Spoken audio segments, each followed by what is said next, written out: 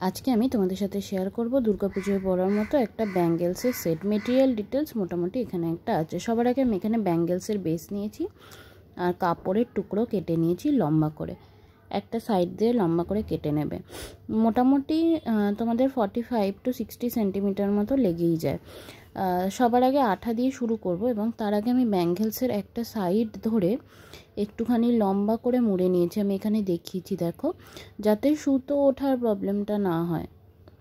একটা সাইডকেই দেখো একটু করে মোড়া আছে এবং যে সাইডটা মোড়া আছে সেই দিকটাতে বাইরে রেখে এরকমভাবে পেঁচাতে থাকবে লম্বা করে। সবার আগে সাইডটা একটুখানি ফোল্ড করে নেবে। আঠা দেওয়া বা স্টিচ করা কিছুর দরকার পড়ে না, এমনি জাস্ট মুড়ে নিলেই হয়ে যায়।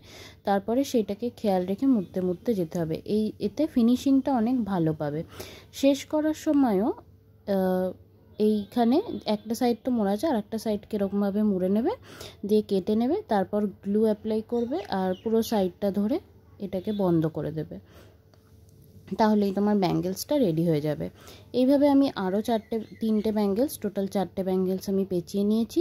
এবার এই ব্যাঙ্গেলসগুলোকে আমি ডেকোরেট করব। তার জন্য আমি এখানে কটন থ্রেড নিয়েছি আর ঘুঙুর নিয়েছি। সবার আগে আমি এই কটন থ্রেডটাকে এই ব্যাঙ্গেলসের সাথে আটকে নেবো। এখানে তোমরা গ্লু অ্যাপ্লাই করেও আটকাতে পারো অথবা গিট মেরেও নিতে পারো, যাতে উঁচু না হয়ে থাকে এরকম কিছু। তারপর একটা সূচের সাহায্যে আমি ব্যাঙ্গেলসের মধ্যে যে সুতোটা আটকেছি তাতে আমি ঘুঙুর ভরে নেব।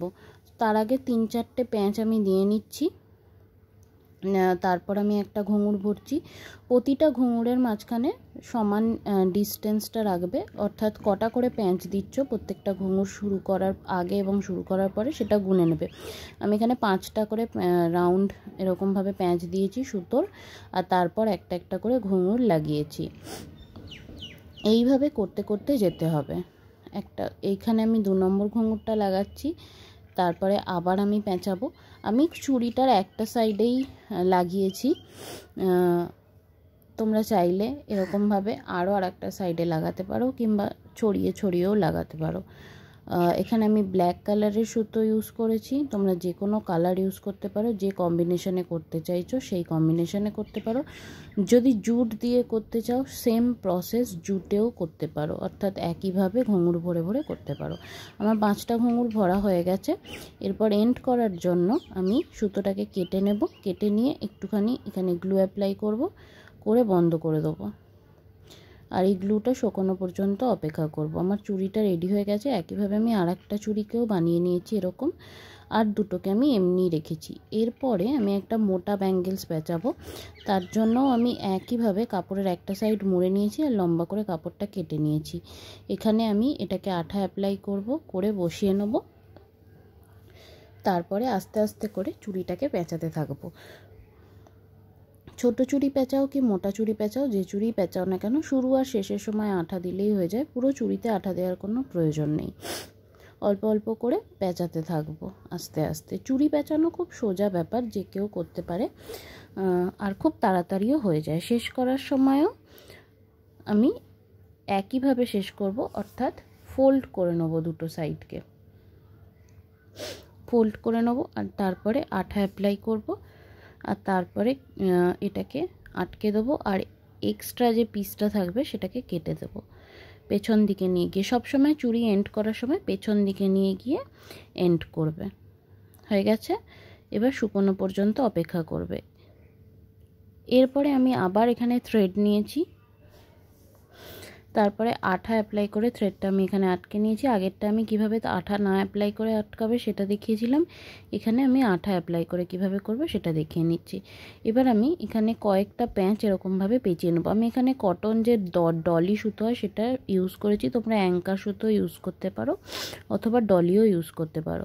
আমি এখানে কিছু প্যাঁচ পেঁচিয়ে নিয়েছি, এটাকে আঠা দিয়ে বন্ধ করে দিয়েছি। একইভাবে আমি চুড়ির আর একটা সাইডেও করে নিয়েছি। এরপরে আমি এখানে কিছু কটন বল আঠা দিয়ে বসিয়ে দিয়েছি একটা একটা করে দুপাশে।